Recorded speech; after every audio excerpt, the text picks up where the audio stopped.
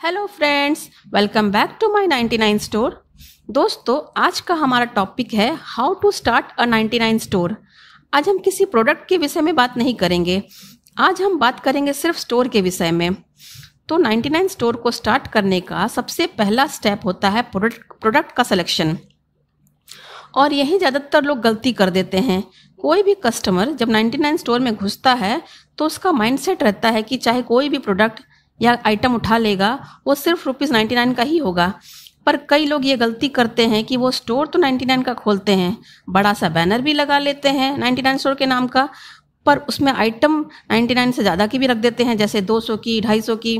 यही कस्टमर अपने को ठगा हुआ सा महसूस करता है। प्रोडक्ट सिलेक्शन का दूसरा स्टेप ये होता है कि आपको अपने स्टोर में केवल वही आइटम रखने चाहिए जो ट्रेंड में हो, यूज़फुल हो और जो मार्केट में आसानी से अवेलेबल ना हो, जिन्हें लोग कहीं पर देखे हुए हों, खरीदना चाहते हों पर मिलती ना हो। ऐसी चीज़ें आपके पास रहेंगी तो कस्टमर आपके पास आएगा भी और ख़रीदेगा भी।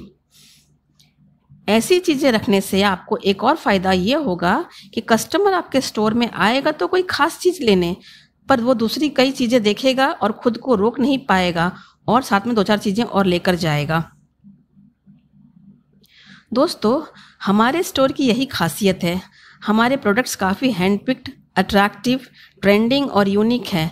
हम किसी भी प्रोडक्ट के परचेस से पहले ऑनलाइन और ऑफलाइन रिसर्च और एनालिसिस करते हैं कि उस प्रोडक्ट की मार्केट में कितनी डिमांड है, क्या वैल्यू है और लोग उसे खरीदेंगे भी या नहीं। इसलिए हमारे प्रोडक्ट्स काफ़ी डिमांड में रहते हैं। दोस्तों, 99 स्टोर स्टार्ट करने का सेकंड स्टेप होता है स्पेस सिलेक्शन, यानी स्टोर की जगह। 99 स्टोर बनाने के लिए आपको एक बड़ी स्पेस की ज़रूरत होती है जहां रोज़मर्रा के यूज़ का लगभग हर आइटम अवेलेबल हो। यहाँ भी वही फॉर्मूला लागू होता है कि कस्टमर आएगा एक चीज़ लेने और साथ में 2-4 चीज़ें और भी लेकर जाएगा। बहुत सारे लोग यहाँ पर भी ये गलती करते हैं कि दुकान तो बहुत बड़ी खरीद लेते हैं पर वहाँ सारी चीज़ें मैसअप रहती हैं। इसलिए यहाँ रैक का होना भी बहुत ज़रूरी होता है, जहाँ आप अलग अलग आइटम्स को सेक्शन में डिवाइड कर दें और उन पर टैग लगा दें कि वो 99 की 1 है, 2 है या 3 है या उससे ज़्यादा। इसके बाद आप अपने स्टोर का एक पाथ बनाओ कि कस्टमर एक जगह से एंटर करे और सभी आइटम्स को देखते देखते दूसरी जगह से निकले। बीच में कोई भी डायरेक्ट स्किप करके अपने खास आइटम तक ना पहुंच सके। इसका फ़ायदा ये होगा कि जब कस्टमर सारी चीज़ों को देखता हुआ जाएगा तो कई दूसरी चीज़ें देखकर उसका मन उससे लेने का करेगा।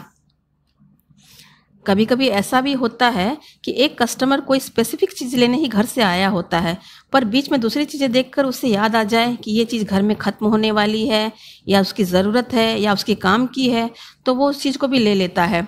इस तरह से आप अपनी सेल इंक्रीज कर सकते हैं। दोस्तों, इसका थर्ड स्टेप है मार्केटिंग। 99 स्टोर में मार्केटिंग इजी होती है और मार्केटिंग की ज़्यादा ज़रूरत भी नहीं होती, क्योंकि यहाँ कस्टमर को पहले से ही पता होता है कि उसे यहाँ हर आइटम 99 रुपीज़ में ही लेना है, तो वो बेफिक्र होता है। क्योंकि जब वही कस्टमर एक बड़े मॉल में जाता है तो उसे डर रहता है कि आइटम ज़्यादा महंगा भी हो सकता है या उसके बजट से बाहर भी हो सकता है। ये इशू 99 स्टोर में नहीं होता है।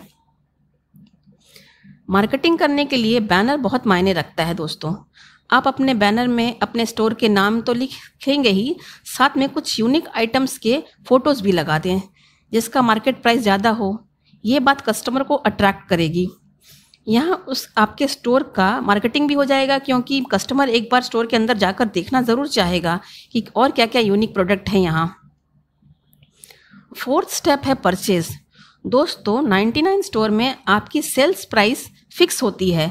आपको सभी आइटम्स ₹99 में ही देने होते हैं, पर आप उन्हें परचेस कैसे करते हैं ये बात ज़्यादा मायने रखती है। जैसे किसी आइटम को 70 का तो किसी को 80 का परचेस किए रहते हैं, तो कोई कोई आइटम आपको 90-92 का भी पड़ सकता है, जहां आपको ज़्यादा प्रॉफिट नहीं होता। पर ये चीज़ें आपको अपने स्टोर में रखनी ही चाहिए, क्योंकि कस्टमर उन आइटम्स को लेने जाएगा और साथ में जो आइटम्स आपको 70, 75, 80 की पड़ी होंगी वे भी उठाकर ले जाएगा। इसका फ़ायदा ये होगा कि आप वहाँ प्रॉफिट इन चीज़ों में बना लेंगे। दोस्तों, 99 स्टोर को सक्सेसफुल बनाने का सबसे मेन स्टेप होता है प्रोडक्ट का लार्ज एंड केयरफुल सिलेक्शन, जी हाँ, आपको 99 स्टोर में इतने ज़्यादा आइटम्स रखने होंगे कि कस्टमर को उन्हें देखने की में काफ़ी समय लग जाए और जब वो स्टोर से बाहर निकले तो खाली हाथ ना निकल पाए।